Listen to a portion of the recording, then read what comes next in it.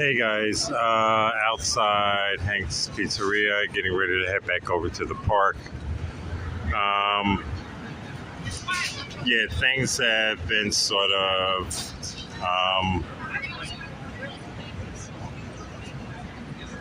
not a lot of individuals showing up in the morning aspect of the event, but press conferences getting ready to start. Marnie's here. They're putting together a sign right now. I'm picking up pizza over here. Actually, the second run for pizza. I'll be heading back over, and then there's going to be teach-ins going on later in the day.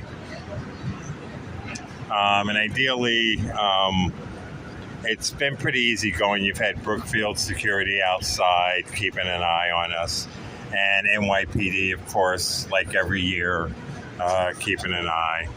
Happy Occupy to everyone.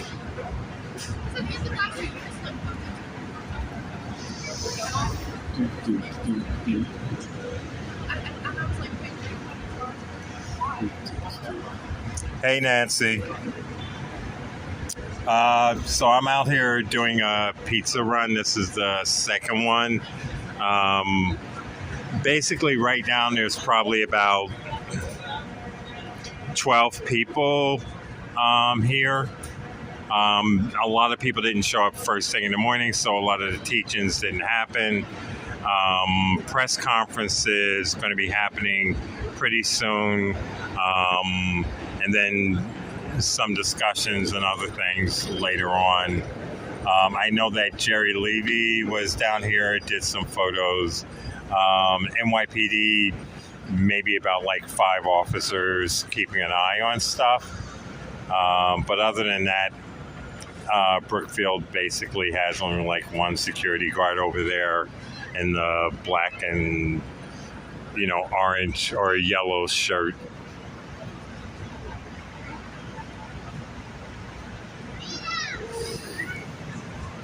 Looks like the pizza is just about done.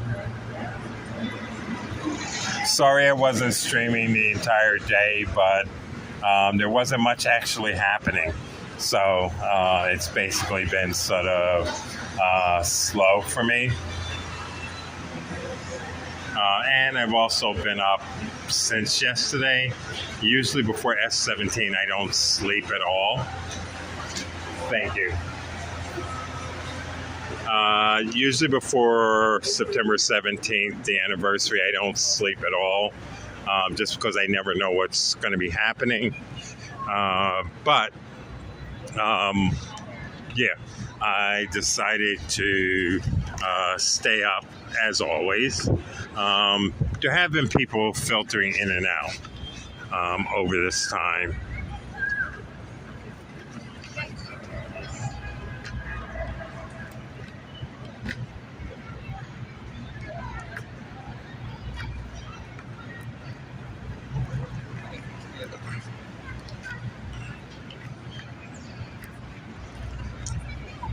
Even one of the guys who hadn't been to any of the anniversaries, used to be part of that whole Nick at Night here in the park. He even showed up.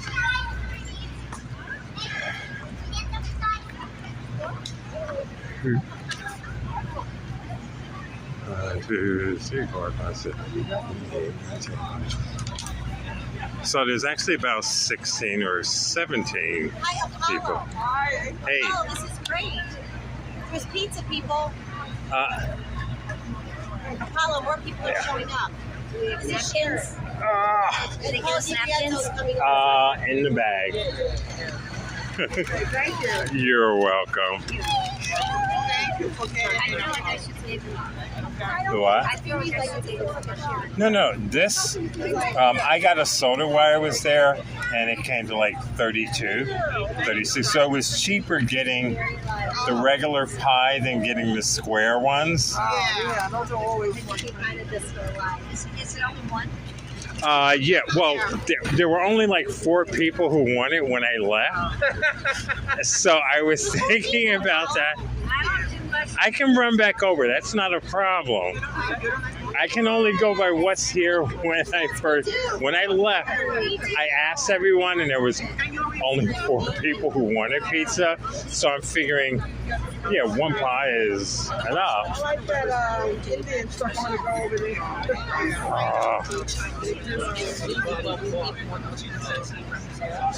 So more people have shown up, so I'm probably going to end up running to get another pie as well. There's Rich. What's up, everybody? Come down, wait. Yeah, there are people who I checked on the event page. There are more people who are headed down here as well. I think there has been a lot going on in the city today. And people were running other things, and they have other things. Later in the day, I think, is easier than like first thing in the morning. Well, it's starting to pick up after 3, like you said before, too. You said like that. 9 o'clock, I don't think people really any longer. You don't have enough, people who were part of Occupy hanging out that would be here in the morning. Right. I think from now on, it should be starting at like 11 or 12. Yeah. And then Like I said, I woke up this morning. I was like, maybe I go later on. And if you do 12, it gives people time to get here, get something to eat, relax, talk, and then stuff can start from there. Yeah. But when you do 9 in the morning, yeah, it's just, the park itself is actually with a lot of people. So 1, 2, 3, 4, 5, 6, 7, 8, 9, 10, 12, 13, 14, 15, 16, 17. With the people I saw that were headed down, say 18, probably about 25, which means sometime within the next hour or so, there'll probably be about 30 people down here, or 40. Yep. So I think the numbers are going to increase as time goes on.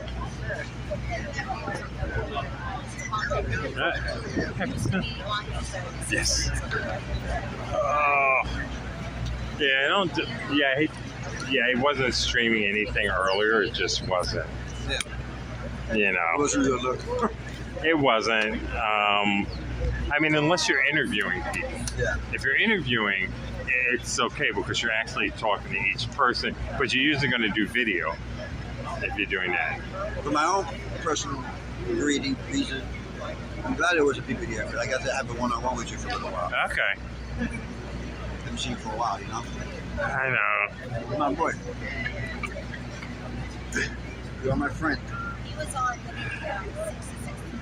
I never met you before in my life. Just some random guy that walked in the park today. I saw you have a pizza box. I figured, let me get to know that guy. He said, this is Pi Acu. I had to even tell you the word occupy. No, that would be messy. Yeah, I was here during Acu something or other. It's like, okay, if you can't even remember that one word. Yeah, right? I was here when I was part of the octopus party, right? That really is the octopus party. Oh, no, Yeah. the octopus anniversary, they're down at the other end of the park. You see those people? Oh, with the black and yellow shirt on? They're part of the... Send them right over to the security. But, hey, Phil, Cleo.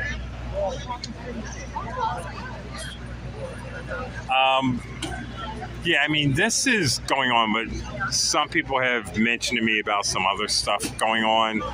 I know my friend AB had actually shared with me a link regarding COP26, which the U.S. isn't contributing to, but a large number of other nations are. And they're doing some action October 7th internationally, and they're looking for actions to take place in the U.S.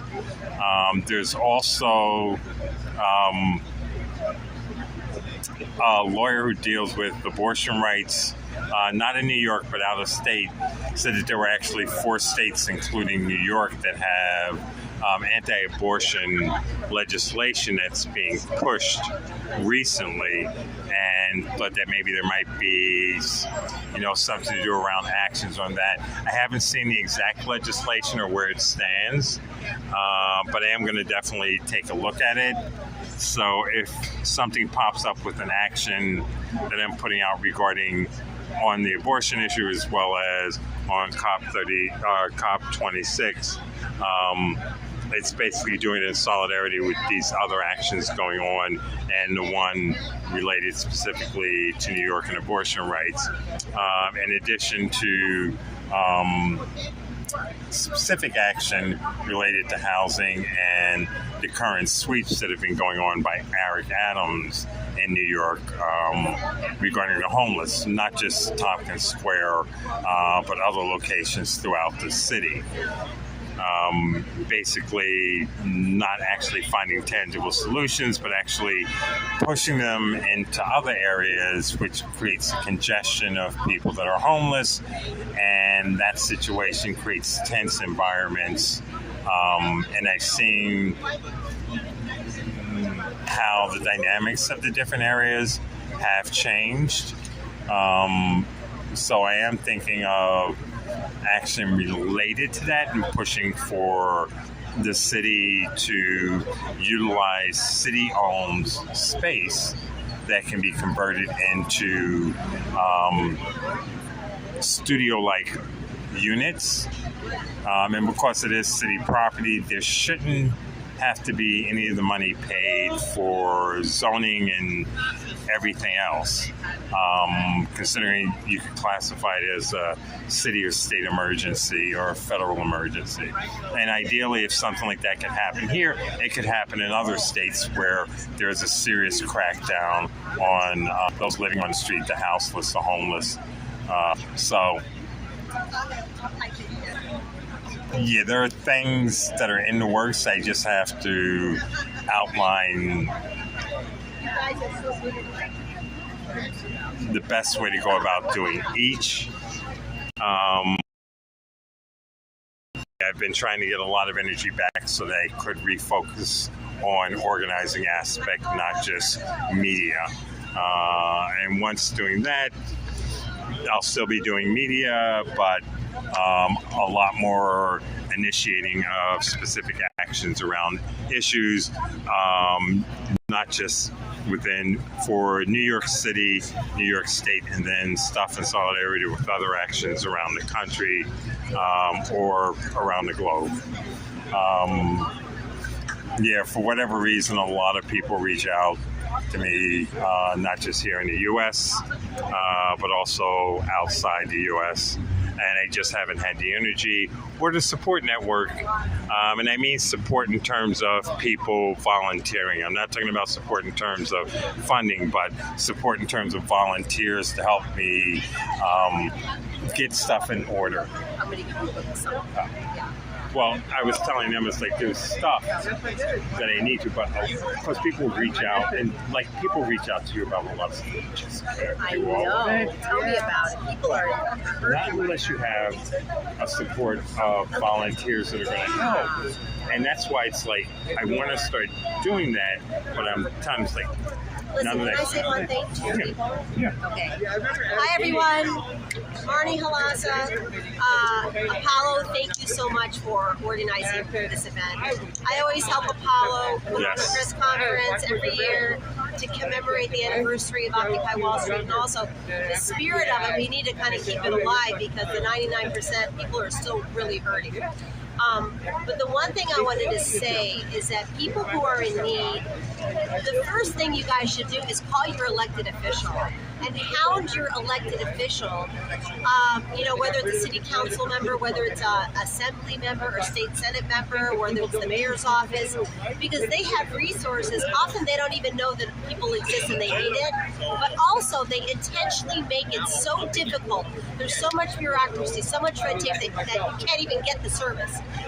So that goes on also, and that's also by design. But you guys got to be really super proactive. I work with a lot of public housing tenants, a lot of people who are homeless, and the number one thing I say, get on your phone and call these people all the time so they know who you are, because there are some resources out there for people. Maybe, of course, not enough, but you know, I mean, the recertification for SNAP and SCREE and TREE, I mean, it's so burdensome. But if you can kind of go through the process and stick with it and kind of like start to like, you know, brainwash yourself that you actually enjoy paperwork, if you can do that, that's really helpful, because there are services out there. So that's the number one thing that I would say. Get on your phone, find out who your like elected representative is.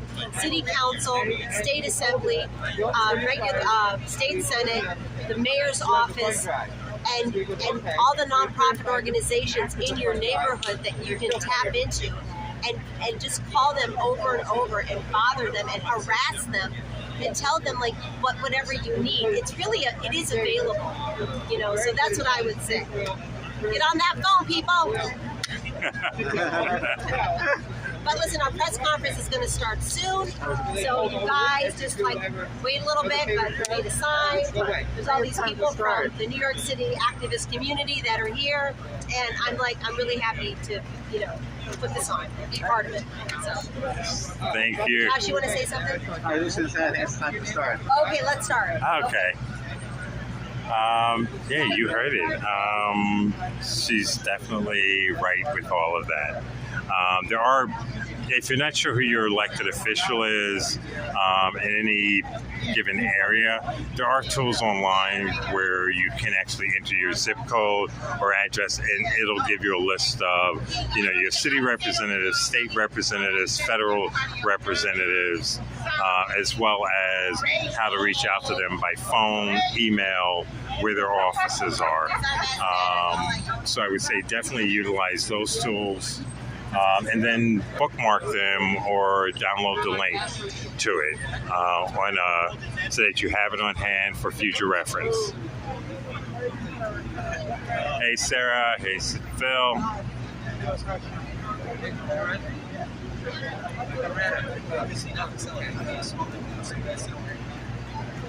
Yeah, housing and urban development, definitely. Nice. Hold on. Put that up here. Here's a blast from the past, which we all miss. We love you, Kitty.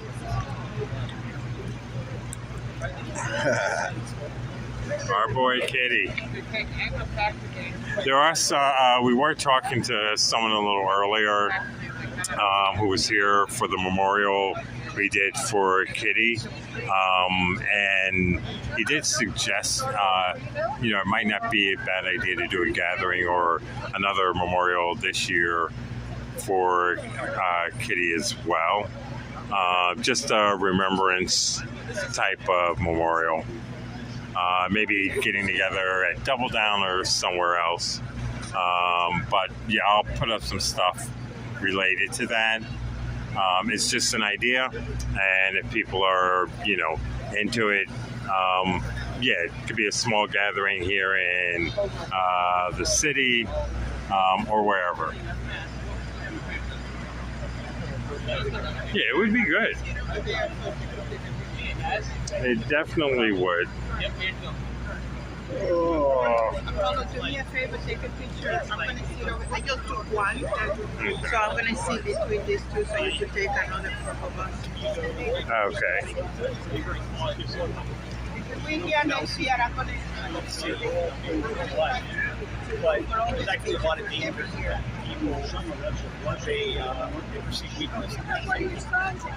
Well, I'm actually, again, literally just coming out, especially if I'm random squat or something, or how you someone that's Okay. maybe gay, Nice. Oh. Yeah. I like that dress you're wearing. Oh, you know what? I like that.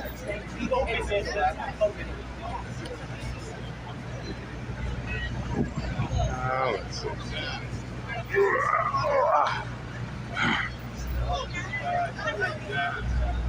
nice. Fruit. Here.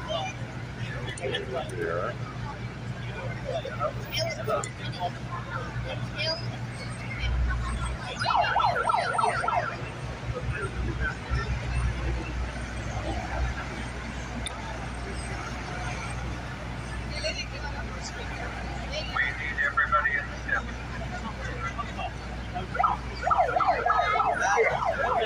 Some people are very eager to say like, I want everybody to step well, up great again. if everyone if that's Okay, step up. that's not true.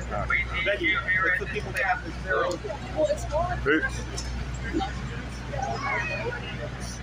Marty wants to get this show on the road.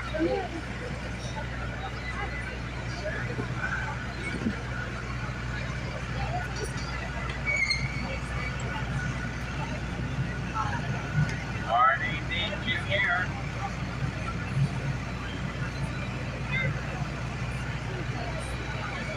Okay, so she's getting ready to do her press conference, which will be a good thing. We need more people to occupy the county park again. Are we ready to take it over? Are you with us? Are you with us? Yes? Say yes. Where's the kids? I know they want to take that. Yes, stand up. Allie, come here. We need you. Forget the pizza. This is more important. Hey, Janie. Or Jeannie. You give me a mic and see what happens.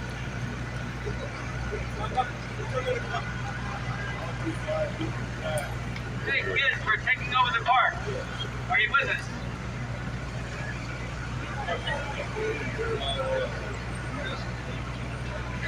Is that a tent? We're taking over the park. Are you with us?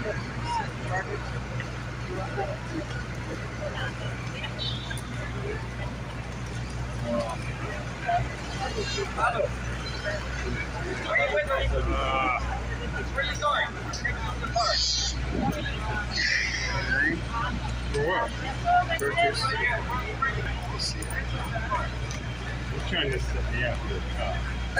And then it's like, as soon as I hand it over. I'm trying to find the old picture. Okay, you can buy a cigarette. Thank you. Thank you for selling me. Thank you for selling me a cigarette for 75 cents. All of a sudden, like 100 cops I come know. out. That's how it used to be back in the day. I swear, I would do what they do. Where'd you get a cigarette from? I would be like, that's right, everybody. Get your phones up. This is what happens in New York City. Film it. Let people in Europe know. Let people around the world know. New York City. They will slam you to the ground with 100 cops. You wonder why New York City needs so much money or tries to rip you off with their prices. It's because of this. They will pay these officers. Imagine 100 officers for one person. That's right, do they really need all that money? They really had to choke out somebody because he was selling cigarettes instead. And the cop would be like, yeah, I think a bunch of you need to leave right now. Are we ready? Well, it was me, Leslie, Kitty, I know, and a I few can others. see it. I only They did it, and they started telling the people to take out their phones. They took out their Recent. and all of a sudden, cop paper peeled back off the other ones. And it was Yeah, like, they did that. and it was like, because it was bullshit. They were just sitting here like on the ground, and it was saying, you can't sit on the ground. And it was like, are you fucking kidding me? And that's what pissed me off. It They were wasn't definitely. that was during that first year when everything was happening. That's good. Sharon, you want to Dude. Oh, Fred, you want to stand? I mean, I hate to say that you need to stand. Is it too much? Okay. Hey kids. You know what? Can we actually just do one picture? Can we do one photo? And then if you guys want to sit down, you can sit. Hey, over here. Taking over the park. Come join us. Nice. Nice. Dude. Nice.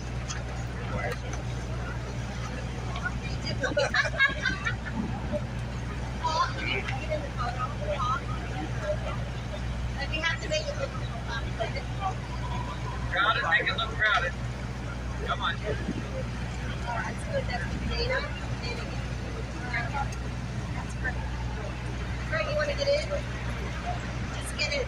It's like, Make it a little tighter. Eric, welcome. Hey, where you guys going? Okay, so we have 20 tents that are going to be going up in about 5 minutes.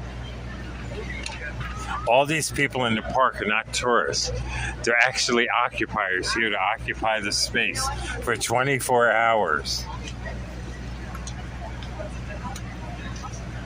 No, don't put down. No, I want it to come. This is good. You guys, this is really good.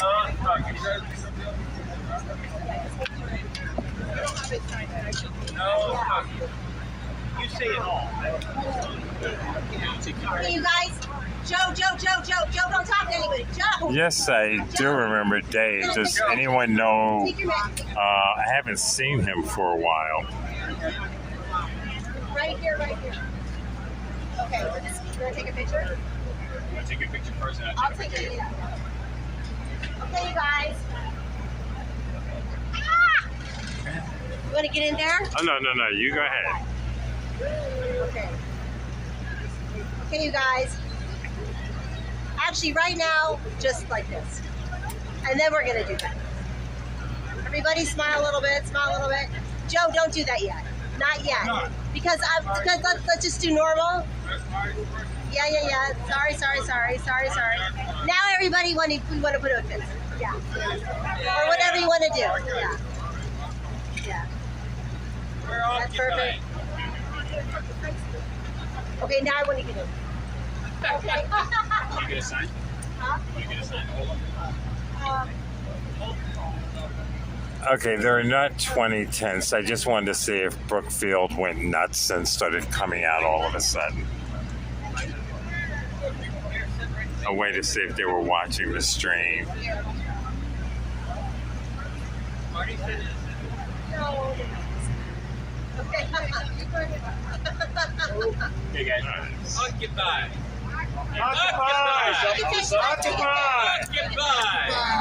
Occupy. All day, all week. Occupy Wall Street. Goodbye, Wall Street. Shut the bank down. Shut the bank down. Hey. Goodbye. Wait a minute. Can Sharon take a picture so I can take a picture with everybody? No, just take a picture. Wait a minute, Listen then. I'm not done yet. Now. You guys, I just want to say thank you all for coming. It's like so important. Thank you guys. I really appreciate it. Hell in the handbasket. Shit's fucked up and bullshit.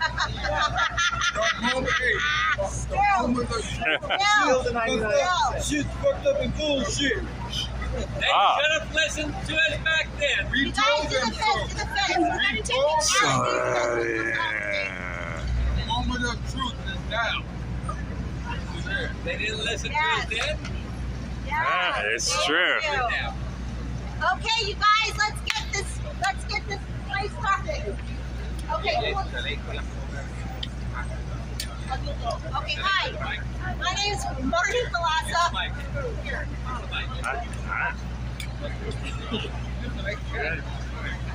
Mic check. Are we doing mic check? Yeah. Well, listen. So, you guys, thank you guys all for coming. Every year, I just feel like it's really important to commemorate Occupy Wall Street. Influence, I mean, it gave birth to so many social movements, and you know, I just feel like for me, it was Occupy really was like almost like a spiritual awakening, where I began to really realize that like this system really is rigged, and when you really delve into an issue, you really see like how elected officials are compromised, how the system is always gained, you know, for corporate interests, and really why people are in the position that they're in. I mean, we don't have a living wage. There's like very little opportunity out there, you know, for jobs. So much racism, so much homelessness, poverty. So Occupy really, you know, really showed me really what the world, you know, how the world works. But anyways, I wanted to bring everybody mean, like everybody here is, I mean, we're all kind of connected, but we're all from very, very different activist circles and, you know, issues. So, anyways, take it away. Who wants to speak? Allie, you're talking? Yeah. Okay, okay. But let me just say one thing. So, also, a lot of people here are from the from Occupy the Future, which was formerly the Alternative Banking Group, and it was a group we used to always meet at Columbia University, and really talk about, you know, Kathy O'Neill was sort of our main organizer, and talk about all the issues that were going on that week. So it was really like, you know, a wonderful sort of like primer and education in how the world works. You know, how the large banks were never regulated, how they were responsible for the financial crisis, and how nobody went to jail. And, you know, issues of the pharmaceutical industry, like, you know, why we have, like, this crisis when people are dying, why drugs are not affordable. Anyways, I'm rambling. Allie, take it away. Welcome to jail now. Locking up.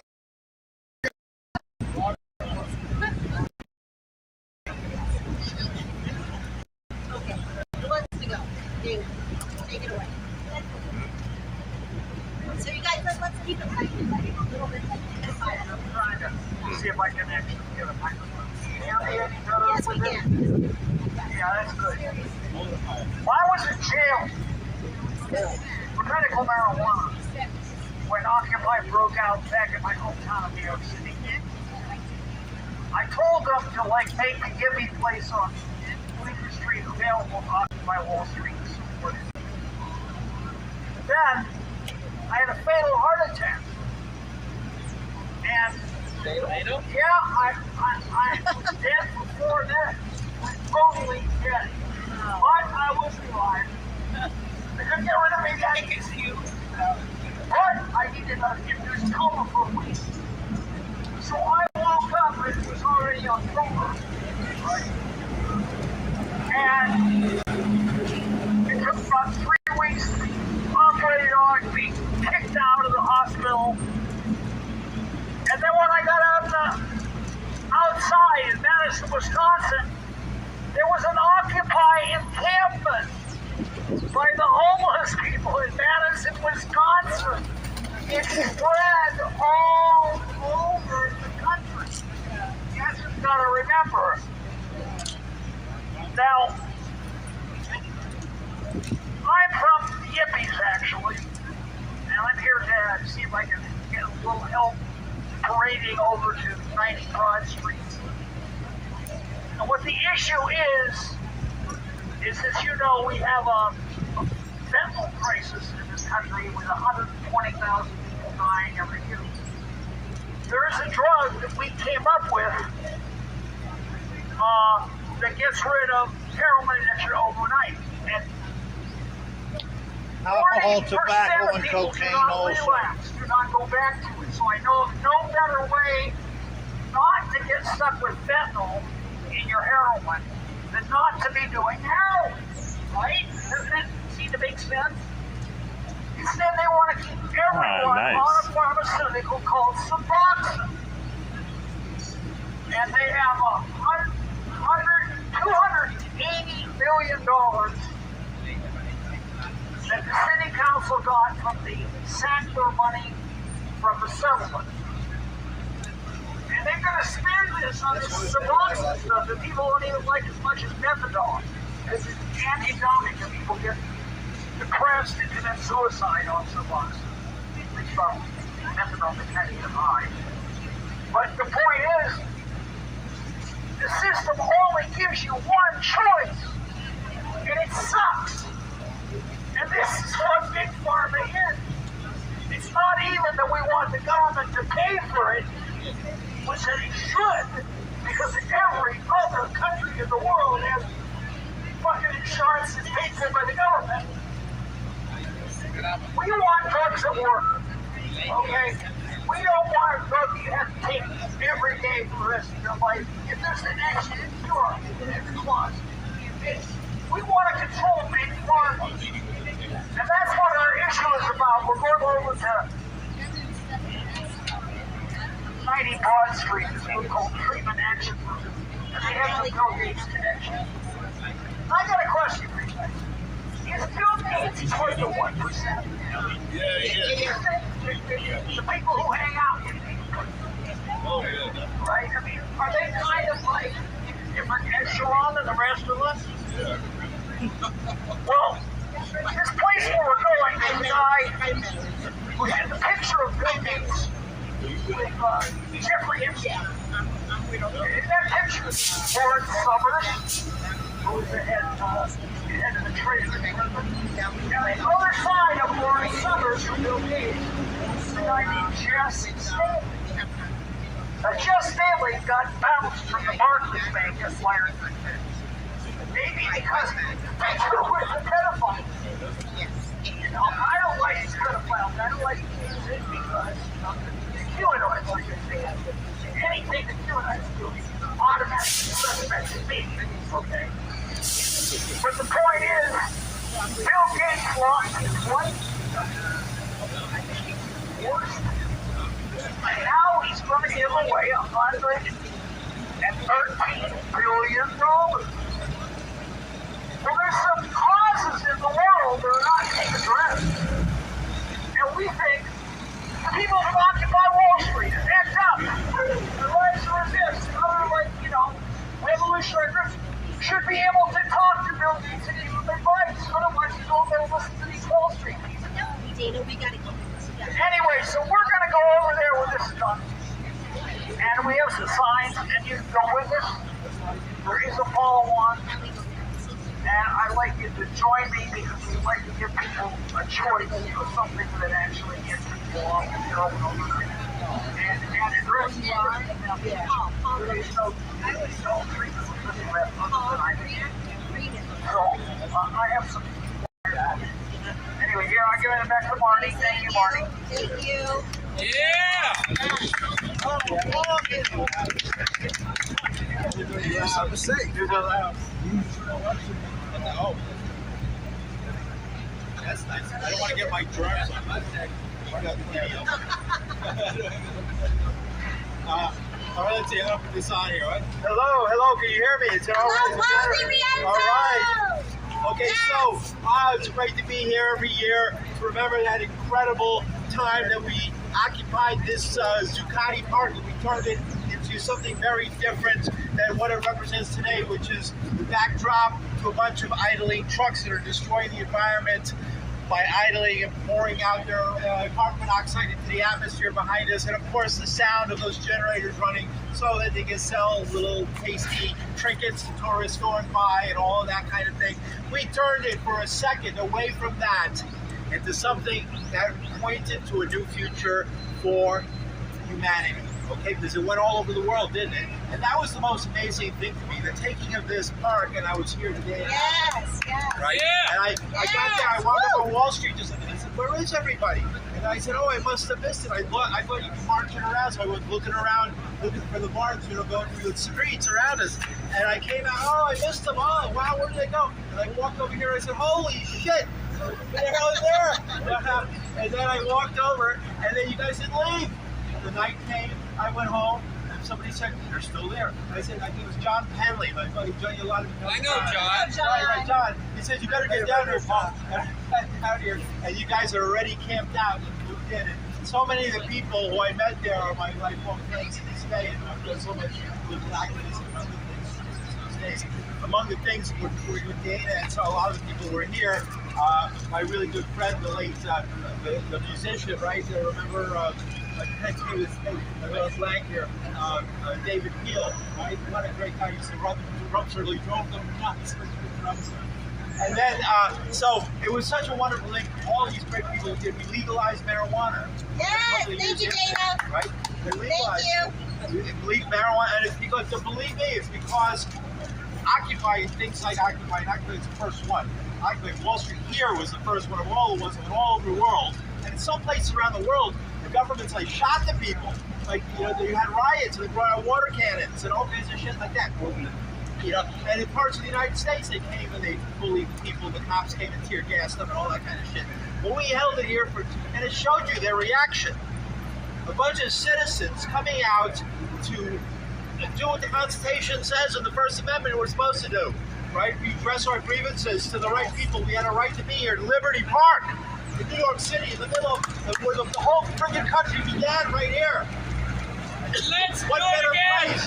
It's more important than Boston. It's more important than Philadelphia. This is where it began. This was the first capital of the country. They fought the British in these streets here. So don't tell me we didn't have a right to stand for liberty here in Liberty Park, not Zuccotti Park. Liberty Park, right? And we sat here for Liberty Park right up the block of Wall Street. And what did they beat us with? Happy to beat the fuck out of us, man. They wanted us out of here. They did everything they could. And when we beat them, and they had to stand around here holding their nightsticks, thinking, oh, one of these days they're going to give us the order, and we're going to finish them up, they'll be out of there so fast. And instead, we were there for 2 months, and they couldn't get rid of us. It was wonderful. We stood honestly, for freedom. remember, we would have still been here. The police beat us out of the park. Yes. They beat people. That's why people had to leave. The last night, oh my God, it was a million cops. They let all those cops, and they can't get enough cops to stop a shooting in Bushwick, but they can have 10,000 cops here. Where the hell, who was paying for it? People. Right. That's where the money was going to. That's what we were here about. That's why we're not protesting. Because our money's going for prisons and putting millions of people in prison for marijuana and other things. It's so ridiculous. They'll look upon us as a time of not civilized people because of the things we did like that, and the wars we had, and all the things we were protesting against. Thank goodness we made a stand, and we're still coming back, and we're still here. Right, and there was people back then. There was people who went back, who were like protesters back in the 50s and 60s who were here. We saw all the old, the Dan Berrigan was here. His last breath, 92 years old, and he was here. All those hippies were here. Joe Baez sang song. Crosby still sang that. They wheeled them in so they could sing for us. Right, it was wonderful. The connection to those days of Woodstock and all those wonderful days in the 60s. I think the first woke up in this country for the first time. We did it again. Right, we set a whole new standard for that right now that we're living in today. Thank goodness for that. So thank you. Thank you, Paul. Yay! Thank you. Okay, Ken, please. And I hope that you, at 6 o'clock, you get back. I'm part of WPI. Oh, I am. I've been a lot of talk about that. Oh, wow. In the meeting, yeah. Hi, this is working. I'm Ken Gale. I do an environmental radio show on WBAI. It's on Fridays. Yesterday's show was about Occupy Wall Street. The Environmental Solidarity Working Group was one of the longest lasting working groups, one of the busiest. We met twice a week. We had an event once a month with guest speakers and experts, and it was an amazing time. And one of the cool things about Occupy Wall Street, and it drove the mass media, the corporate media crazy. They wanted to know what our message was. It's like, Wall Street's the goddamn message. We connected issues. It wasn't one issue. The corporate media couldn't put their head around the fact that it was more than one issue, all connected to other issues. We connected everything. And the environment is really at the center of a lot of these things. Now, the 20th year. That's no Peace and war, right? Oh, No yeah. blood for oil. So many of the wars the U.S. does is for oil. If you don't need oil, you don't have to shed blood for it.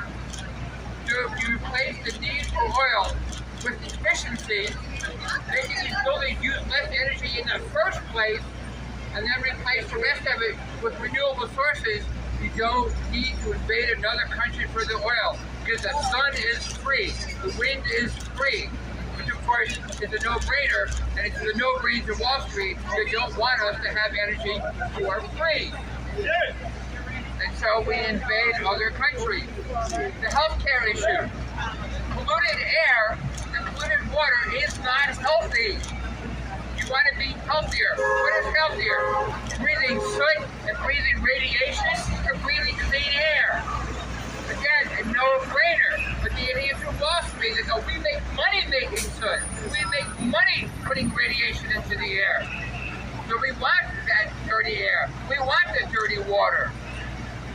Right now, Holtec is taking over the Indian Point nuclear plant. They want to put radioactive water into the Hudson River.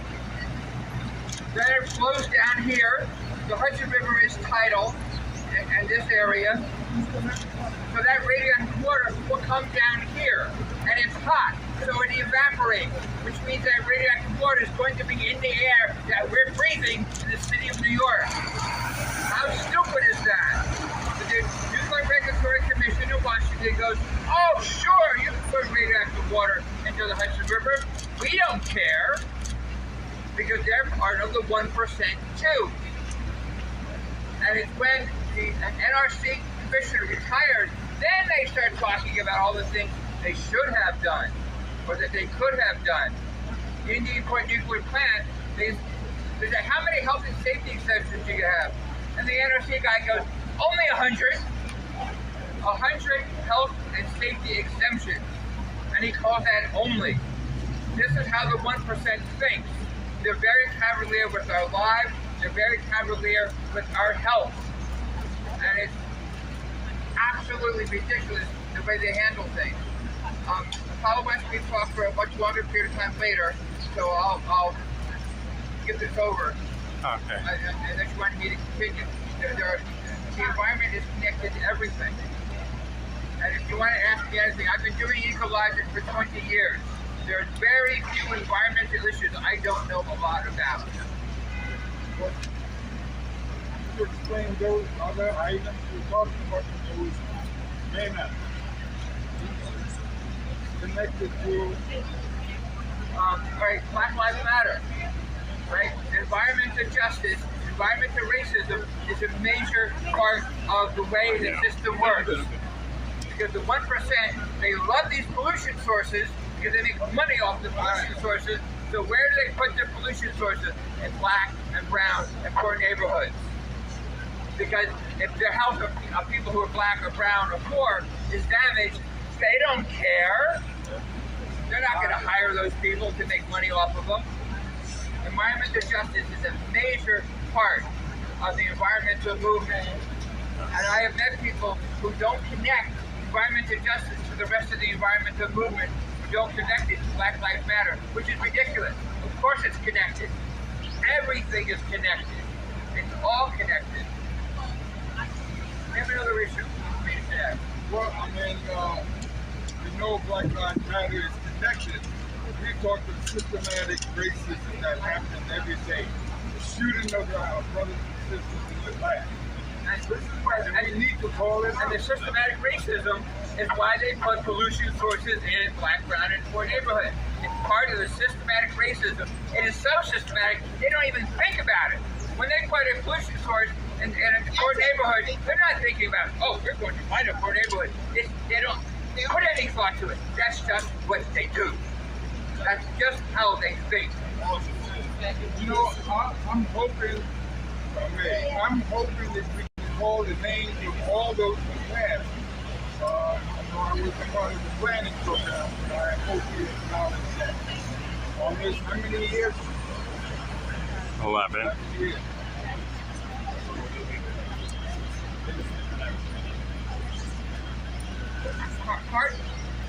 There's a cliche about doctors, right? That if you go to a doctor and he tells you you should eat right, you should exercise, he's a nod. He's a nod. And then you get sick because you don't do those things. And you have to get surgery. And the surgeon's a hero. It's like, no, that first doctor who tells you how not to need surgery is the hero. And that's what environmentalists are like. That's what political activists are like. We're that first doctor. We're trying to fix problems before they happen. System change, not climate change. System change, not climate change. System change, not climate change. System change, not climate change.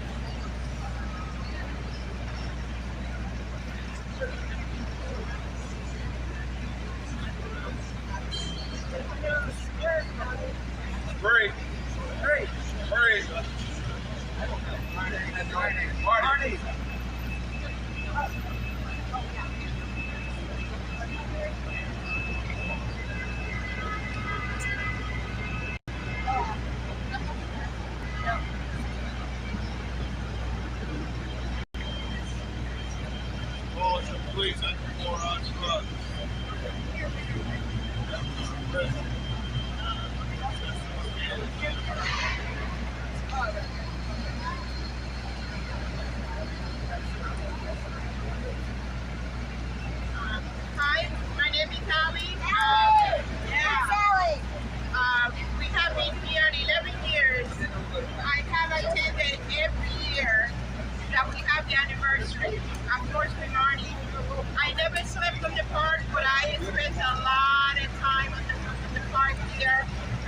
yesterday at the library. It was beautiful. It was right over there on the right, my right.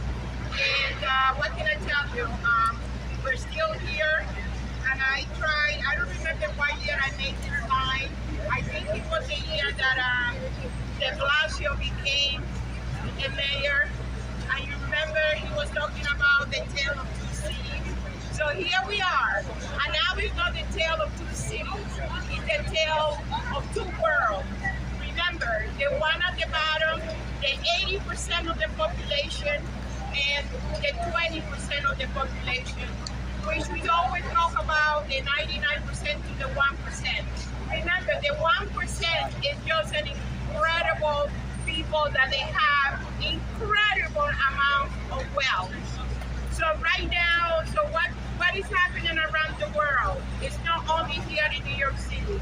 What is happening around the world after the COVID is the inequality that is around the world is just incredible. And especially in this country, this is an industrialized country. For an industrialized country, we have the most unequal society right now in this country. And every year it's increased increased more and more. And we always talk about, one of the things that we talk about is how rich this country is, the United States of America. But we have, for the industrialized country, we have more poor people in this country, for the industrialized country, than any other part in the world, especially here in New York City. We have the crisis of homeless.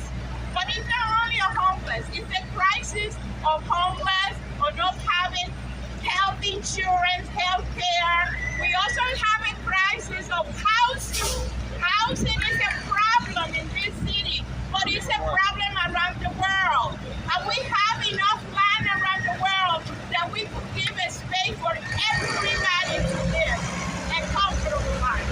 But let's just talk about the United States, what is happening here in the United States. Remember, we have somebody who owns Amazon.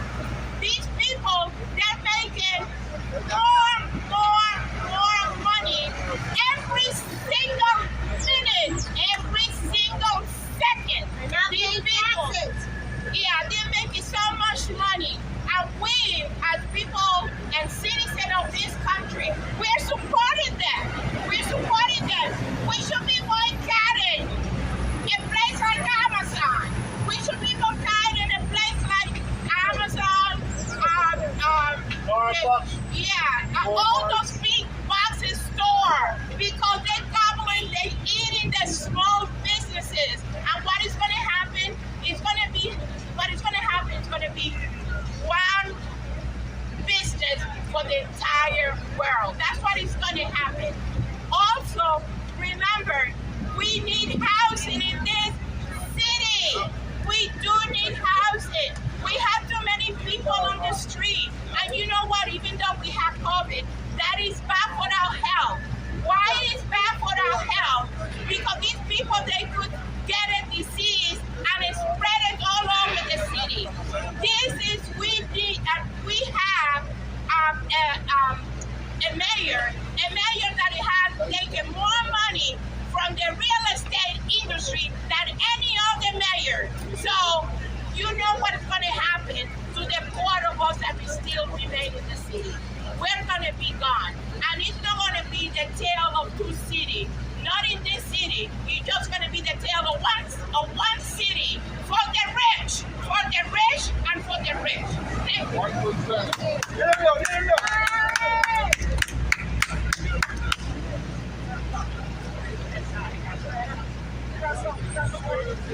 Ready? You want to?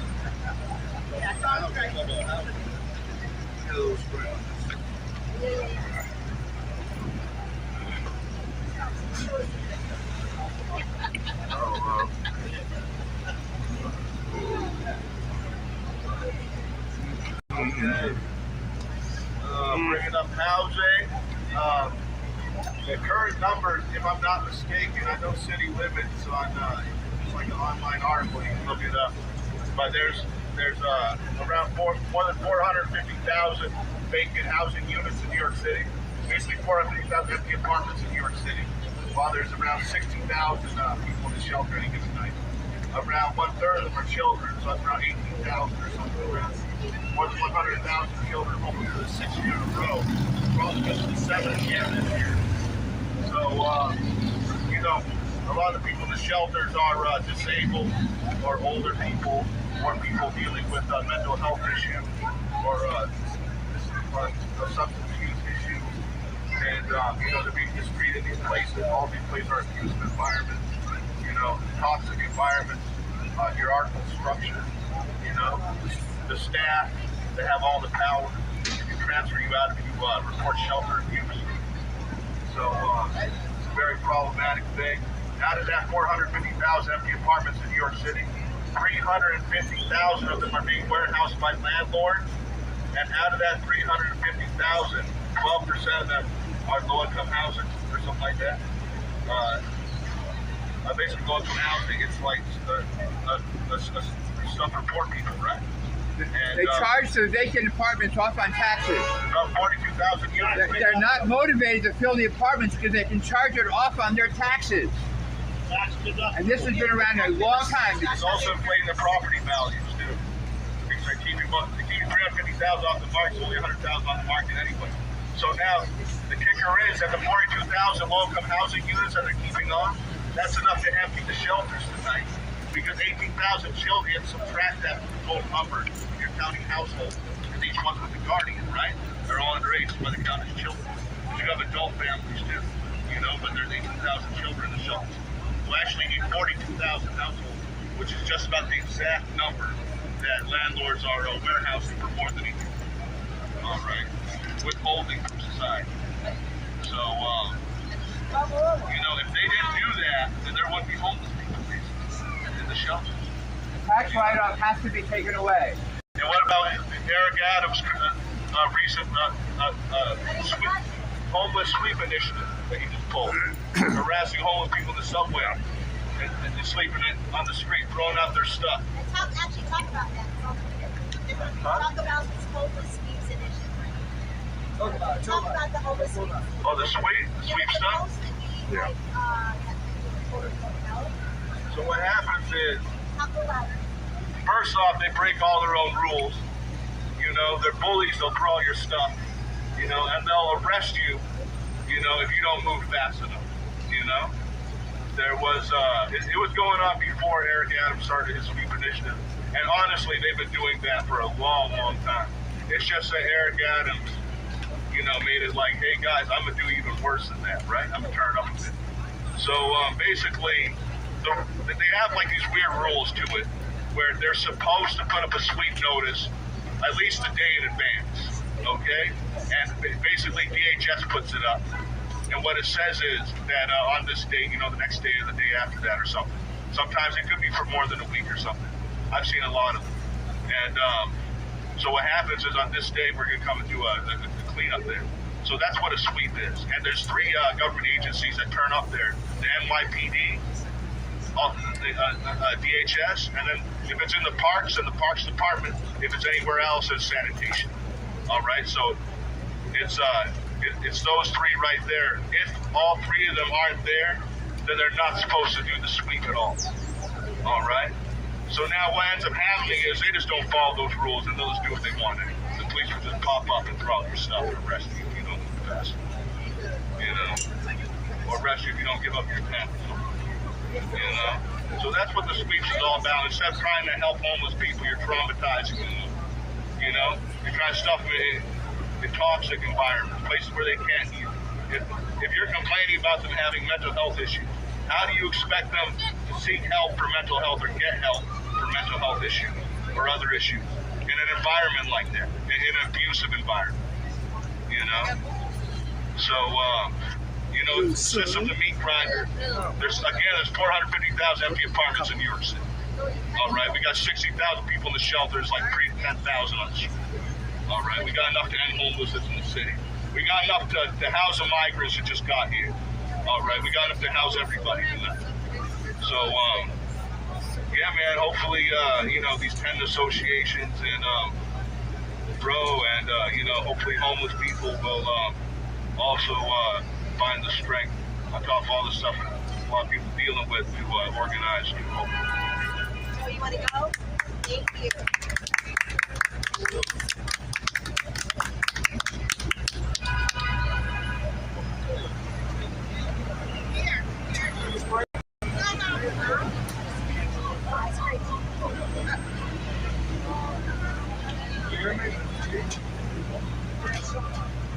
Talking. You don't need a prison. Hello, can you hear me? Yeah. Okay. Well, first I have some public services. Okay. Okay. Bring it closer. Thank God the new My name is Joseph Zillman. I want to thank Marty first for calling this press conference. This is an important issue. Every year we do. As the 11th anniversary we're witnessing here today.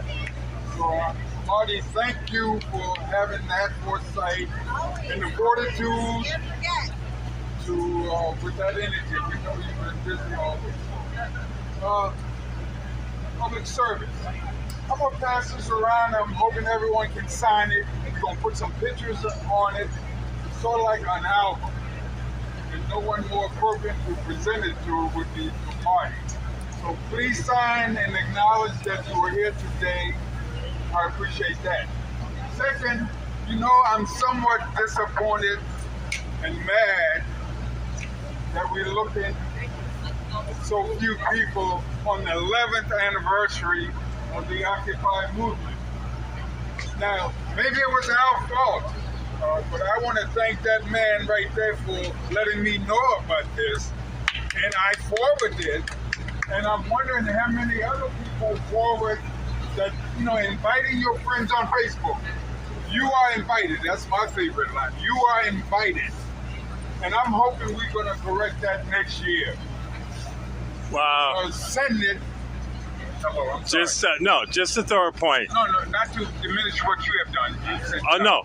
I just wanted to say that, yeah, it has been thin, and I mentioned like earlier in the day and stuff.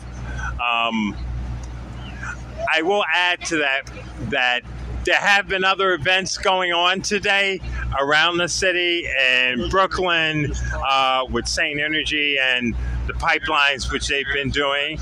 So, yeah, I try to give some people reason that's like they may have to, other appointments. I appreciate that. But we're going to still do better. So anyhow, what do I have to say?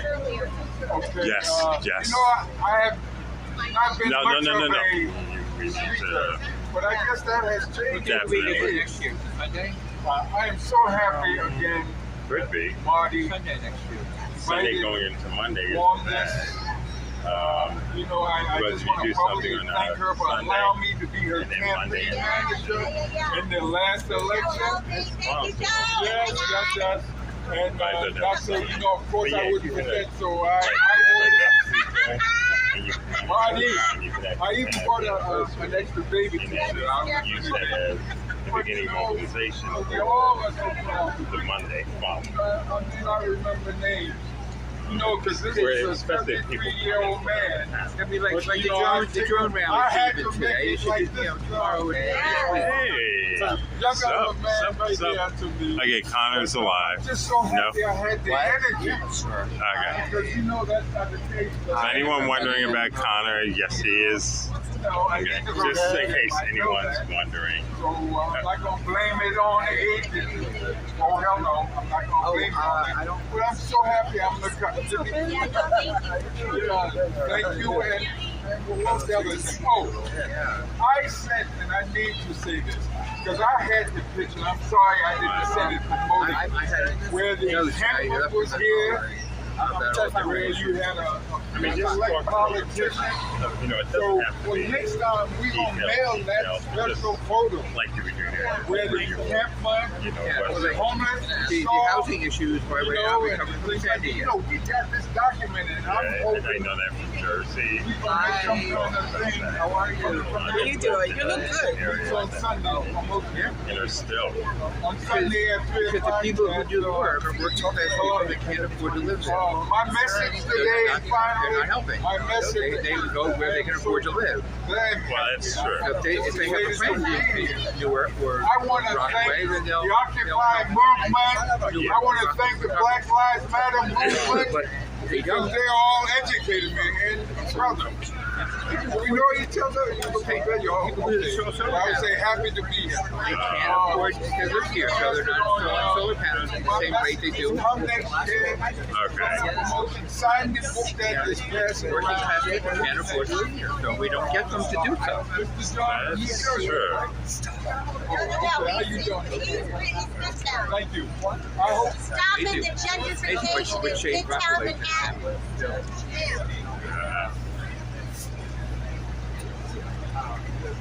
Star Wars 2. Okay, you guys, this is John Mudd. John has a group called the Homeless and Housing Group. Hi, I'm Bud. I'm with the Midtown South Community Council. We run this homeless and housing group. The first Tuesday of every month, we do it on Zoom. I've been part of the council for 36 years, and we work on issues where health, incarceration, and homelessness and housing intersect. And the core problem is really clear. When they first formulated this group here in Zuccotti Park, I was running a restaurant over on the East Village. I was pulling my hair out, working really hard. I couldn't really participate. A few earlier, but not. This is more, yeah. And I always admired Yeah, and some people I know are already on there coming down. very admirable. And it just warmed my heart. There are others I coming down. was so excited to see that. I wish I could have participated even more. What they taught, I think, they changed the language to speak. You know, the 99% versus the 1%. You know, that was very unifying, and that was very eye-opening. They also brought they brought people together and understand that the problems were the result of the 1%, but it was about the people too, and that was exciting. Now, Hey, Aaron. that's how I tend to work now. You know, I want to break down those silos. I work very hard at bringing a lot of people within our network. I have an urban farm, the council does. Urban farm over in Midtown and 53rd Street between 8th and 9th. We take the food, we give it out to the shelters, we give it out to the elderly. And this weekend, we do the harvest once a week.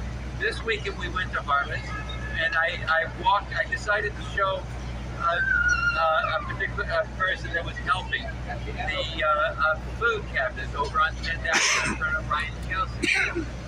We walked over there, and this is really was a really sad moment. I know we're quality food starved. I know a lot of elderly people are subsidized. I know there's a lot of shelters out there that need food, and we're all eating crap. But to see this, and when I walked over to the food cabinet, saw the food cabinet empty, I saw a row of people sitting, all elderly. And I thought, well, I wonder what they're waiting for. I walked over to them, asked them, and so they said that somebody comes and brings food. And so I said, I have food.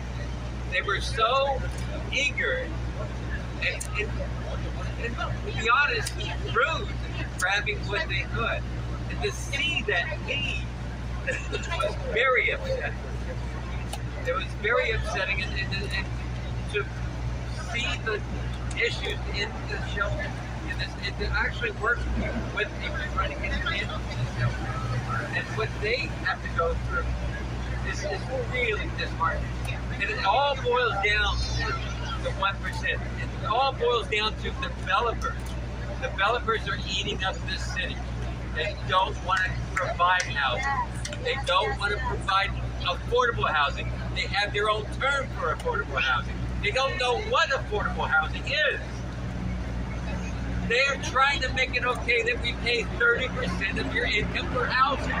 You have no chance to grow, no chance to save. And it boils down to us being a commodity, what they can sell us or use us for. And this is what we all need to really fight for and get together on. And you know, when the news, and the news are a part of this, any of the corporate news, any of the corporate hedge funds, they're a part of that 1% crowd, or they want to be in that crowd. And that's because of our economic system. It's garbage. It needs to go away. The economic system is destroying our air, our health, our food, and our places in our society. And that's all out. Yeah. Thanks for my time here. Thanks for having me. And just keep up the line. Who's next? Josh! Josh? Where's Josh? Who's next? Come on down. Ready to speak? Fred, get up there. That's you. Hey, you, sir, over there. Are you guarding the Zuccotti park? Make sure we don't get out of hand. Just say like 30 seconds. How much do you pay for housing? Apollo, you gotta say something. Too much, right? It's like this. I know. You know what I'm saying? Okay, thank you. Oh, wait, let me. Well, let me finish this, then I'll. Thank you, John. First of all, I know they did take the trash cans out of here. I know they were here the other day. I think they removed the trash cans today, unless there was an event or something. Hey, Fred.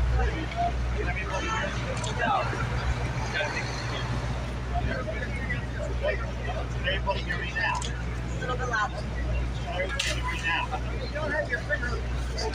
everybody hear me now? Better. Okay. We're going to focus on one issue that really profound for the president. Yes. I was invited to a rally for State John B-O-N-C-I-N-G-E-R. I suspect a lot of you know who he is. If you do not know who he is, please Google him. He was an environmental lawyer who fought for the people of Ecuador. Chevron Oil deliberately dumped tons and tons of oil into the Amazon River, polluting everything, hundred miles from the dump site. It decimated the economy of Ecuador. He was a lawyer. He went to Ecuador's courts. He won $950 billion settlement. Chevron was not too happy about this. They prosecuted him in the United States. He made a few mistakes as a lawyer. The worst, he should have been disbarred. I doubt he made any. He didn't make any. If he did make any mistakes, the worst he could have done was disbarred. The law firm that represented Chevron is Gibson, Dunn, and Crusher. That's the same law firm where Randy Mastro, Giuliani's deputy mayor, is a partner. This is definitely a law firm for the 1%. The upshot is Steve Johnson spent time in jail for fighting for the people of Ecuador to get decent compensation for all the damage that was done. What really depressed me, I used to like Rachel Maddow a lot on MSNBC. Then I saw an ad on, then I saw Chevron advertised on MSNBC, and that was a profound disappointment. It was really a shock prayer session. One event,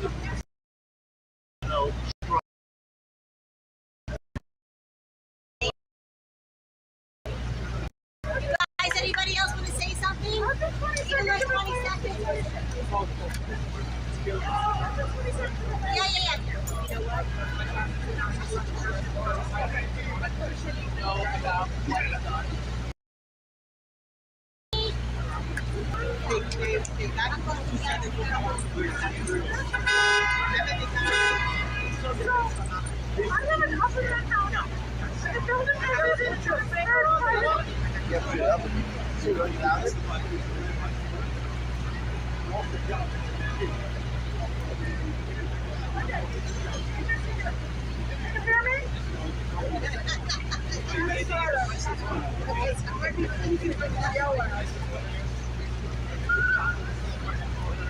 Testing. It works? Does it work? Testing.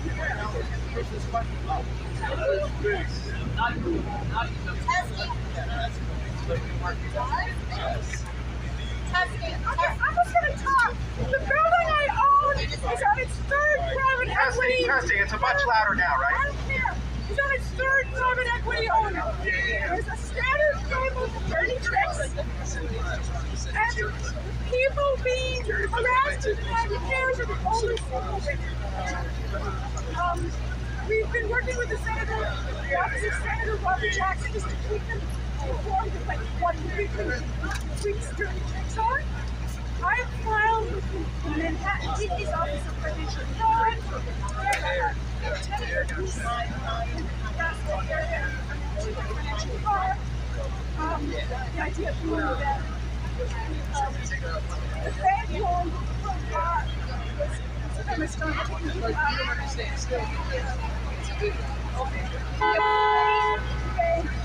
after having restressed, after having okay? And I'm also filed with the state, New York State Commission on Human Rights, for housing discrimination. And these cases will take a long time. They're staffed, investigate, checking, blah, blah, blah. But meanwhile, I haven't used my debit since Hurricane Sandy. After Hurricane Sandy, I called the DOE, and they didn't come out. So there was a pastor falling off on the tear, he was staying, and the building offered to replaster and not repair the facade, which makes no sense. So I hired Brendan Olmsted, who's old assessment, to prepare a report that we assumed to court that there's mold inside those walls. And then I read after a couple of years that 50 DOB inspectors have been arrested in Brooklyn. So I thought, let's call the DOB again. See what? They came out. Within a week. Why were they arrested? For taking crimes. So they come out and they take pictures and go to the fire escape and they say, oh yes, you can right? The building was fine. Guess how much? $500. That's a joke. So there's scaffolding that goes down, but I'm still really hoping that they're going to replace the bridge. So I don't know anything that they can seal it. And whatever they did go through here, and then the water damage started again. You'll get a lot from that. I also want to tell you that DHCR is fraudulent records. And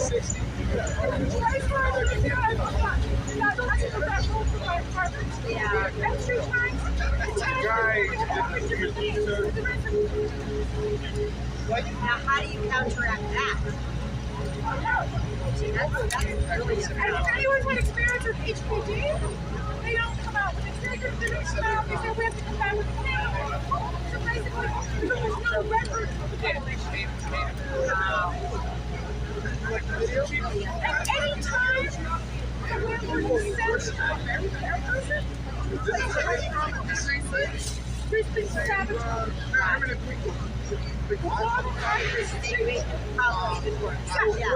So basically, there's no. Yes.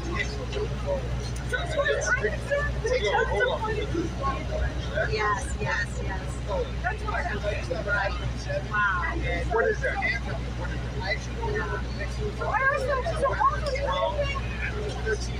Some of the housing organizations really suck.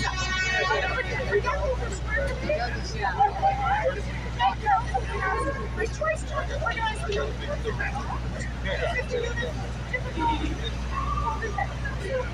After a few months, the organizer disappeared because that's not what anybody did. So I thought today we had about council. Right, yeah. So I fully assumed that she would come one evening about 2 hours to tell me what it is so late to be able to hire her. Right. She called me up. She didn't want to do that. She wanted me to do free stuff with the other people, but not to come to ours. You're not getting the audio? So I am just beyond disgusted.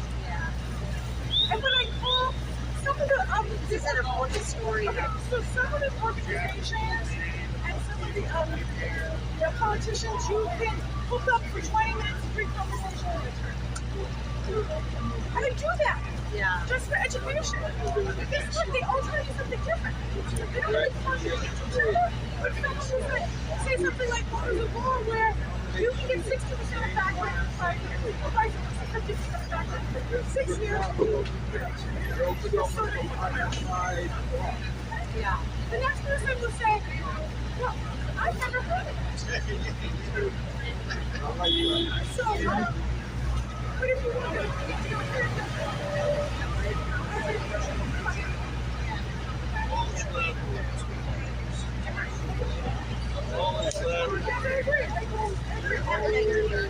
okay, so what I'm trying to get is to see that.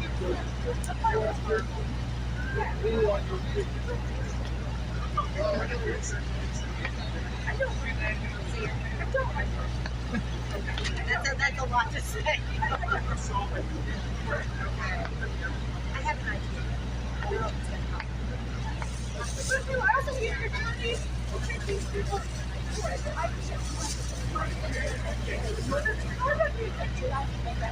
have something.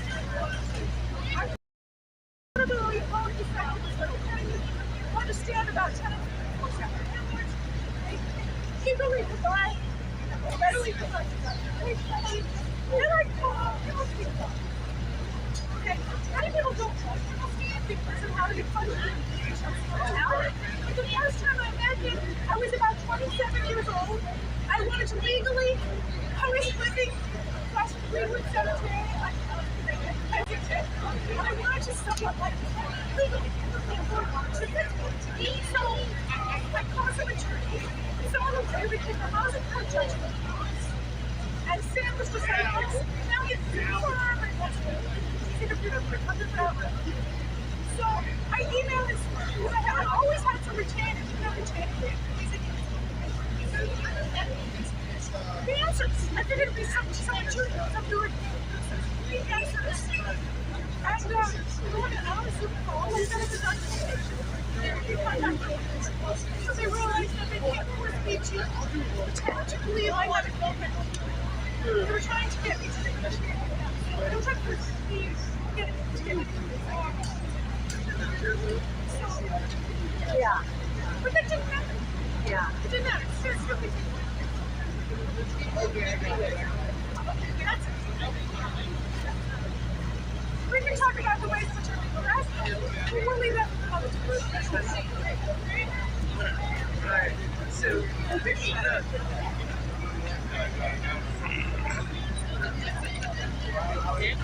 media has a long and steady history of oppressing and pretending and trying to whitewash any movement that comes along, especially successful ones. 22 years ago in Seattle, there was a protest against the World Trade Org. It was successful. They shut it down. They canceled the meeting. And the media doesn't talk about that. They don't bring that up, and it's something that's not really talked about online either. In the world of social media slacktivism, people are in the here and now. They make everything very urgent, but they forget the lessons that history has taught us. They forget lessons like what came of how Black Panthers were organized. They did more than just march around with guns. That's what the media wants you to think. The media wants you to think that Black Panthers are just a bunch of guys with guns. But it wasn't true. They had community programs. They were helping people. And it was the same thing. World Trade Org, they shut it down. And the organized in advance, months in advance. This was the first online protests. And what brings us to Occupy Wall Street in that regard is, once again, it was an online protest that it may not have shut down Wall Street as we would have loved it to. You know, that would have been lovely, but it didn't do one incredibly essential thing. You could say anything you want about it. You could say about, you know, anything whatsoever, but a lot comes down to a simple thing, one thing. The words 1%. You put it in the popular diction. You got everyone saying it. Before that, nobody really thought of it that way. The common person did not think about the 1%. They did not realize what the disparity was. And Occupy succeeded tremendously in putting that thought into people's minds that yes, there is a gulf of difference between them and Bill fucking Gates or Elon Musk or Jeff Bezos. That they're not going to work hard and get to the top ladder, and that one day they can be a millionaire too. That shit wasn't real. And the media did its best to destroy Occupy. It really did. It ignored it for as long as it possibly could. It shat on it. It would pick people who they thought were inarticulate and then clip the phrases that we get the most idiotic phrases out of. I've been saying something intelligent for 10 minutes, but then they show you 30 seconds of the one time they screw up and mispronounce something. And it was all fucking great. But at the end of the day, you know, I really do feel like if we could just keep presenting the history of activism, I do believe that Occupy is now part of that history, that it really has solidified itself. If we can keep presenting this to younger generations, to people who need to know that there were strategies, that it's not just hashtags. I feel very disheartened by the current state of activism that seems to exist solely online. And, you know, I don't want to besmirch my generation, but it feels like there are a large group of people who are waiting for someone else to take up the banner of the revolution. They will tell you all day about the politics they want to see in the world, but they're not going to make it happen. And it really is kind of our job to go out there and let people know the history of activism, whether it be the Black Panthers, World Trade Order, protests in Seattle, or Occupy. I feel that our history and our strategy is the most important thing we can pass on. Yeah! Yeah! I got to take one every time I walk by.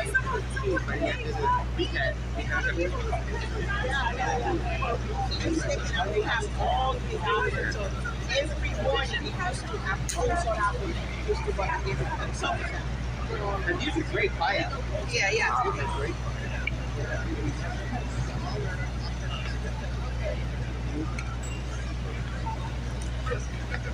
Well, I've been doing this longer than that. I started out as the hippies. Look, we have a way of putting some pressure on the 1% right now today. If you go with me, we're going to march over to 90 Broad Street, get some signs. We want to do a group shot, take some pictures with the signs. Downstairs, the treatment action room, and send them the picture. They have the building connections. We want to talk to them. Pretty sure 90 is right As here. kids, they were supposed to be able to learn to share. So we have the sign here.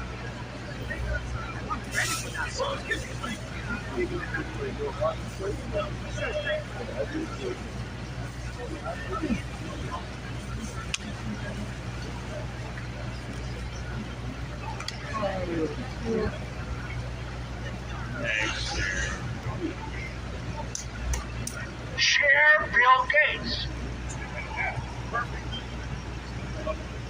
So, if you want to send a message to the 1%, you can come with me now. If you are afraid that the harassment team might accuse you of harassing the 1%, well, you don't have to go. Right? But we're only going to go over there for a little while, half an hour. When this is done, Then And we're you gonna can have join me if you want. My name is Dana Beal, and I am still a yippee. Yeah. I'm letting it go. Sign the book if you haven't signed the book. We'll Well, see. I'll catch you on the other side too. I'll look at it again as soon as I finish streaming. I'll look at what I put up. No, I'm talking about like after. No, tomorrow I'll be gone. Tomorrow you're gone? Yeah, I gotta catch a bus to DC and then stay the night and then Monday live streaming event and then basically that's it. I'll be back here though. You have place to go tonight? Yeah, I'll be okay. Which is the labor movement. Yeah. Occupy Wall Street. Thanks. Yeah, I live in Forest Hills. The organized labor movement. It's really nice. No, it's not really far. You know what I They have mean. noticed in the last 2 years that labor unions are a lot more in the news. They're a lot busier. There's more of them. There's more people being I mean, organized. yeah, the amount of money I've That spent energy, that first on event buses going to goes DC, back to sleep. Occupy Wall Street. I mean, they get like 4 hours sleep going down and then coming back 4 hours sleep. And then it's like, you figure 2 to 3 days I'm in Jersey and it's like bed, sleep. Yeah. I mean, I'm doing stuff, but it's like resting. Support each other. Yeah, it pretty much works out, but I've looked at how much money I've spent on all And I this remember shit. I mean, even with Priceline right down here, workers in the world. yeah, I have And they're all spent a shit ton of much older money. than me. There were times Years that after Occupy, I honestly What's not going tonight is going to everybody else. I had enough actually pay rent. Rent Well, you're paying With rent. like- You're paying rent out there. ideally 900 a month, but yeah, in reality I can do 1,000. I'd still be struggling just so damn plus I've been spending Even money if you on rented this. a room, bro. You know what I'm saying? So you're basically spending you're spending traveling what you'll be spending on rent. Oh, I know.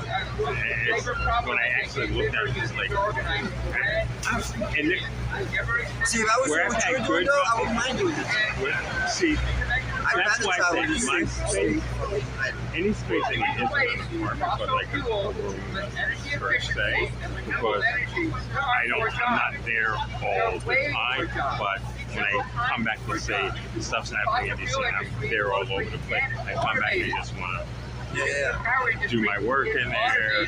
Maybe, roommates, hey, how's it going, stuff like that, but, it's like, But that's why I'm asking you now, because right now I'm just like, I'm tired. We're fine, I'm retired. Apollo's alright. You know I got your back. nah. I know you're good. I'm just, Let me see how this goes, and then the numbers of people and stuff like that. I mean, morning, daylight, I'm fine. And yeah, even at night, until it's like around 12, and then it's counting down those hours. Starbucks opens at 6 o'clock.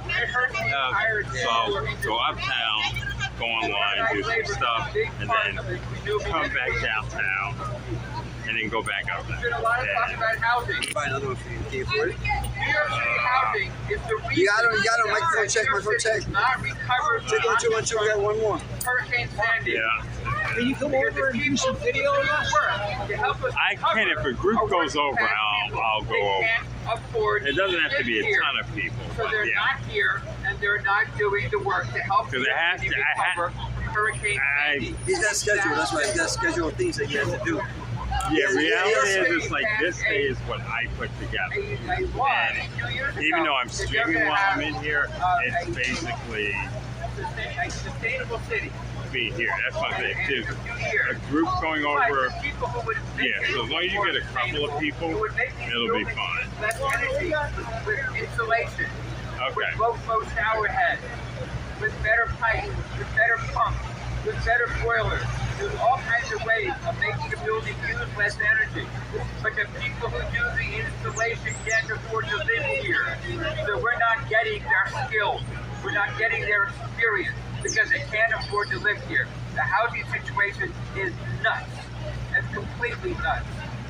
And I remember when I was a young activist in the early 20s, The one I was also that was doing info with us. I think so. One about how many open people were in the attitude. She was One about how many warehouse Dark hair. Yeah, Lisa. It was the same number. You ever seen her? It was the same number.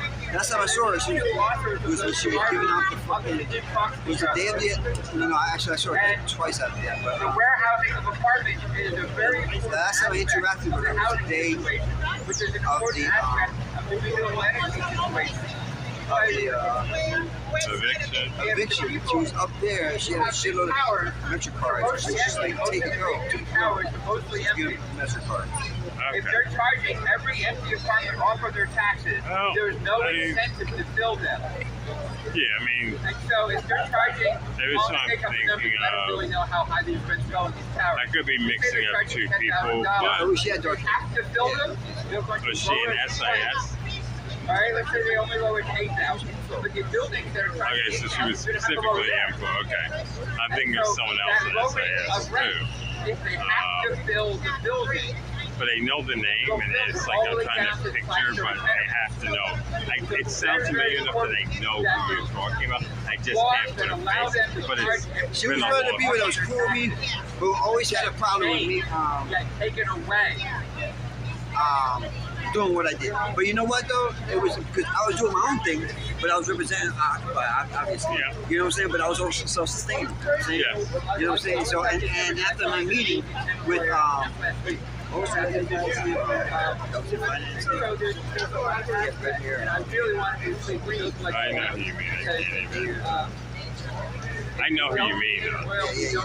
With him, and everybody in finance, and we had a big meeting and everything like that, and for info. And they was just like, you can do what you do as long as you don't go to jail or somebody ask for anything. And I was like, well, that makes sense. I'm like, you know what I'm saying? I don't need it. They're like, you don't do that, then you're good. We have more than enough here. We don't have to take And you somebody did have else's. conversations about this stuff with people. It's not like, oh, you can buy a bike. You can get, you know. And I spy shit for different park all the time. Well, yeah. Yeah, you weren't going to let someone start. You know. You see them doing stuff, you're like, no, not here. Get something to eat, you know. So, You know, what made me do that was what made me change my mind was the day, it was the first day that I was approached at the table in the front by an individual I never saw in my life. So about who am I? When I was collecting money, I was like, I'm part of the info, who are you? I work part of finance. I'm like, who the fuck is finance? And they were like, from now on, you're gonna give us the money. That was I was like, who the fuck are you guys? I'm saying that they're right, we're gonna collect all the money from now on. We're gonna do it, we're gonna have somebody come around all the time. There was that one guy, what was his name? Spain has national health. When they started putting in renewable energy in Spain, that means they weren't shipping jobs He was to part of Texas it. He was and going Middle around East. and he was collecting Suddenly, like there's every more hour. employment in their country. Secondly, with cleaner So air after and that, cleaner water, and then after the with kitchen, burning stuff, we decided at one point, before, no, as a matter of fact, no, it was before they came, the kitchen had that big box, and we were taking all our buckets and dumping it inside that box the whole day. Right. When I went home, the air and water is cleaner. I came back and That somebody means said, there's yo, money let's go the available box. for everything else. I remember the theft. I do remember the theft. So that I was so disgusted. I was like, and nobody saw me. The box was this big. Nobody saw me. Yo, how much money was here? I was like, yo, nobody took it. Nobody said nothing. A little shoebox on a thing, I can understand. No, it was a it was a 12 box. And I was dumping everything. I made like about 10 trips that day. I thought it was gonna go all day. You know what I'm saying? Just my bucket, let alone everybody else's bucket. You know what I'm saying? So after that day, and then this people, I was like, yo, fuck this. I was like, you know what, I'm doing shit on my own now. I was like, I don't know what, Everything is connected That to the makes sense. environment. Everything is connected does. to every water.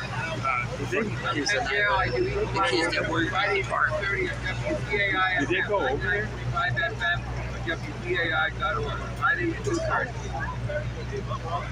They must have, because I don't see No, the them. guys are here. Oh, okay. Everybody split up this behind you. Here you got Matt over there, or Matt Hopper. Yep. That is.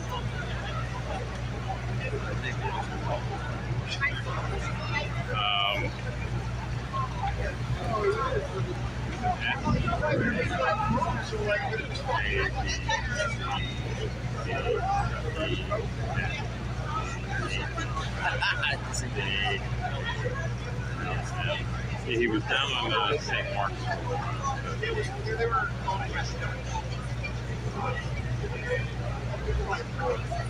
And at the end, you're talking to one or two people. I'm tired. Yeah. I already know that. Yeah, he was with us at Trinity Church. He always wore the hat at that time. Yeah. I told you, people just have a tendency to gravitate here for it, even if they do keep there. You know. I'm telling you, every single time I'm down by this area, I gotta sit here. At least for a minute, smoke a cigarette or something. I was here, the sun is good. Very right on. Right. Last week. That's cool. Yeah. And so before I met up with her, I sat here for like 15 minutes. Wow. Oh. And I'm gonna be totally honest with you. I forgot that this was the 11th. I thought this was the 12th. Actually, this is the 35th. It's been 35 years since Occupy. Oh, God, no. I'm just mad that I missed last year's. But it was definitely a good crowd. It was. What's last name? Casper. Aspirin? Casper. Oh, Casper. I haven't seen him since Kitty's memorial. He was at the funeral, and then he was here at the memorial. We don't. I mean, at a point, I just blocked. There's only 2 people I ever blocked on Facebook. In person, fine enough. Well, I'll say hi and stuff like that. But too much stuff over too long a period of time of first I'm a cop, that blah blah blah blah, then I'm a scammer, yada yada yada, and all this. It's like he just needed to find something to keep going at me, and with all the shit I was going through, you know, housing and everything, it was just like it was becoming ridiculous, and the stuff online too with it. So it was just like it was just like, what is it? I went to 2 film screenings down on Bleecker Street. One regarding the Camera Club in Egypt, and then another one regarding the Brooklyn Bridge. And I recorded and I put it on YouTube. And I didn't know, ask permission. I just filmed it. It was on the screen, put it up on YouTube. He's trying to say I'm pretending like it's my video, and I'm not saying that. You basically see the chairs on the stage where the speakers were before the film was rolling, and then after. So it's like, dude, I'm not pretending that this is my freaking video of the Brooklyn Bridge. And I contacted people who supposedly did it, and they basically told them to back off. They said it would be, proper and nice to like at least put credit in there. And I went ahead, but I had already removed it, or I would have done it. I didn't know who had it. It's like this. I film a lot of times. I don't remember anybody's name I film. But I was doing it, and I'd always put it up because it was encouraging for people to look at that whole thing with the Brooklyn Bridge. So it was like, I did it as a motivational thing. It was like a retweet type of thing. But yeah, he just needed something for whatever. And some people said it had to do with Kat, that he liked her or whatever, and that was part of it. But I don't know if that's true, but to have gone as far as he did, because even before that he was like that with me. But yeah, his obsession was going on. I think it was he just didn't want to be wrong. It had to be that he's right. There's something. There's got to be something. I'm sorry about that.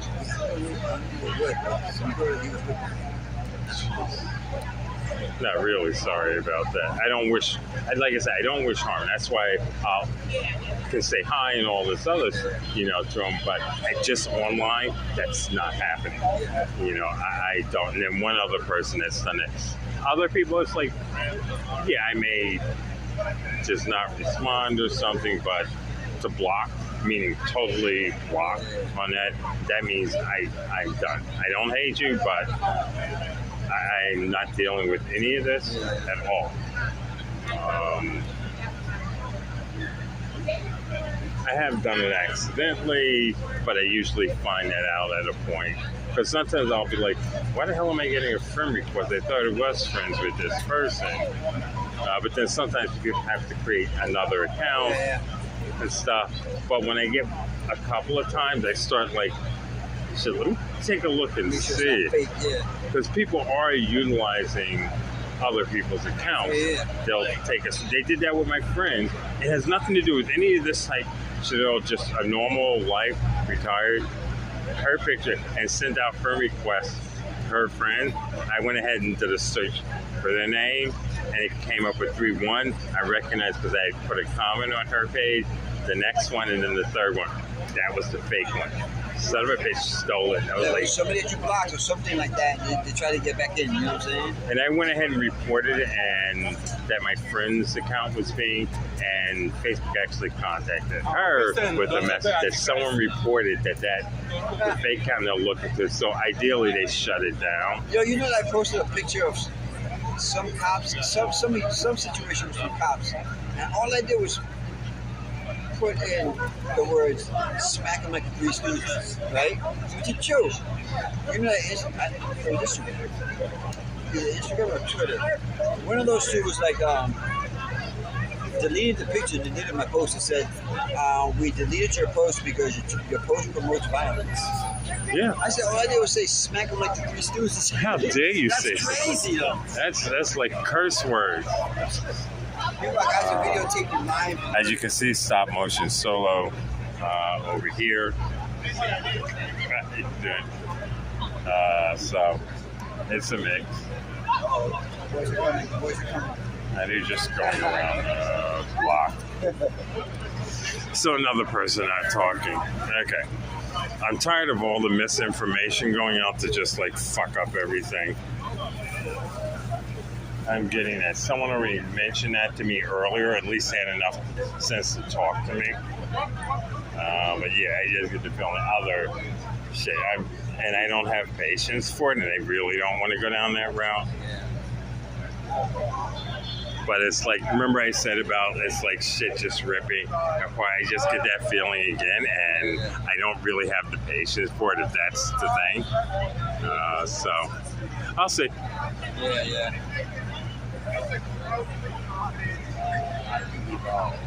But it could all be a setup to get me to react to stuff.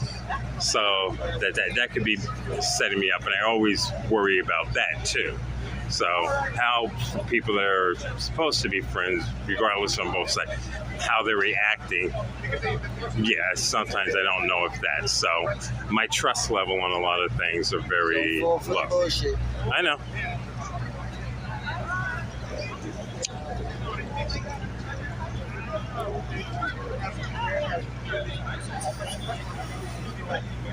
But my golden rule is the truth will always come out.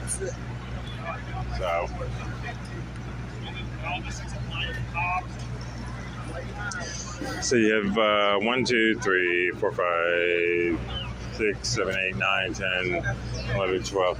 So it's basically a good number. Okay, guys, I'm going to go ahead and take the stream down. There is a group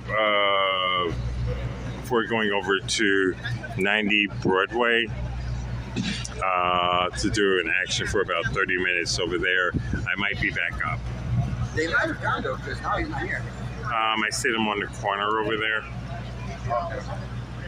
So they're getting ready to. And they're going to go over there. I'm pretty sure that's 90.